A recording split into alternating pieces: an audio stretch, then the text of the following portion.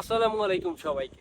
তো দেখতে দেখতে আমাদের কিন্তু ঈদটাও চলে গেল, আবার বসন্তও চলে গেল। ভ্যাকেশনের ছুটি আমাদের অলমোস্ট ডান।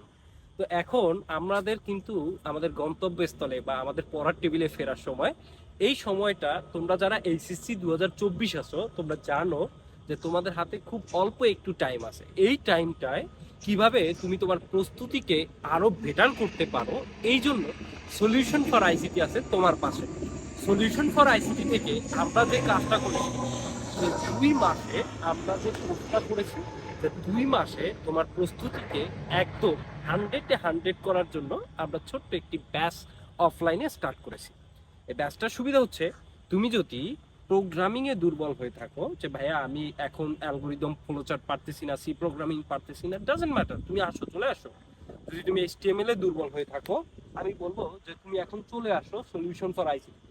এবং এর পাশাপাশি